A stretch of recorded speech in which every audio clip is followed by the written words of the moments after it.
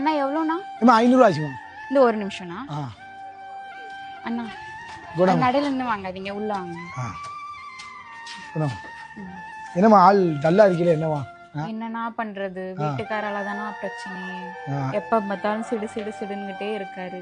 இப்ப நீங்க பாருங்க எவ்வளவு ஜாலியா பேசுறீங்க.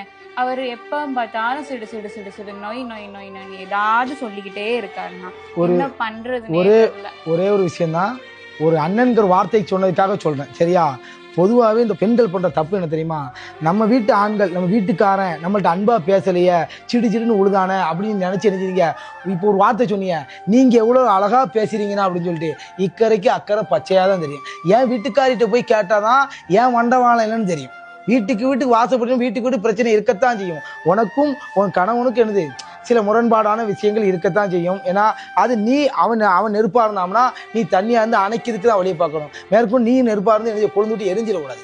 ஒரு கணவன் மனைவிக்குள்ள அண்டர்ஸ்டாண்டிங் என்ன புரிஞ்சு நடக்கிறது தான். அதை புரிஞ்சுக்கிடாம இருக்க போய் தான் என்ன செஞ்சிருது, சட்டுப்பட்டு நீ விவகாரத்தை அந்த மாதிரி ஆயிடுது. இப்போ நான் உன்னை கேட்டேன், என்னமா பிரச்சனை கேட்டால் நீ என்னதமா சொல்லியிருக்கணும், அல்ல ஒன்று நான் நல்லா தானே இருக்கேன் அப்படின்னு சொல்ற பழக்க வழக்கம் தான் உங்களுக்கு வேணுங்கிறது. ஏமா இது மட்டும் இல்லை, பொதுவாக ஒரு விஷயத்தை சொல்லுங்க. சமூக வலைதளத்தில் இன்ஸ்டாகிராம்லேயோ ஃபேஸ்புக்லேயோ இல்லை வாட்ஸ்அப்லேயோ ஏதாவது ஒன்று ஆறுதல் தேடுதுங்க பேரில் இங்கே உள்ள பிரச்சனையை, கணவன்ட்டு உள்ள பிரச்சனை வெளியே கொண்டு திணிக்க அங்கே ஒருத்தன் வருவான், ஆறுதல் படுத்துகிற மாதிரி வருவான். 90% ஆண்கள் பெண்களை எந்த நோக்கத்துக்காக பார்ப்பாங்க நான் சொல்லி புரிய வைக்க வேண்டிய அவசியம் கிடையாது.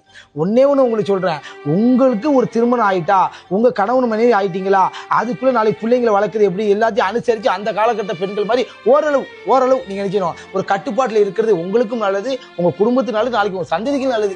நீங்கள் வெளியே கொண்டு போய் மனசை ஒருத்தர் நல்ல விதமாக பேசுகிறான்னு சொல்லி உங்கள் மனசை வெளியே கொண்டு கொடுக்க நினைப்பியா? ஆனால் அவன் இச்சைக்காக தான் வருவான், சரியா? இவ்வளோ சொல்றீங்களேண்ணா, நீங்க நல்லவங்களா கெட்டவங்களா? சந்தர்ப்பம் சூழ்நிலை அமையாத வரைக்கும் நானும் யோக்கியம்தான். வரட்டுமா? ஆனா நான் கெட்டவன் தான்.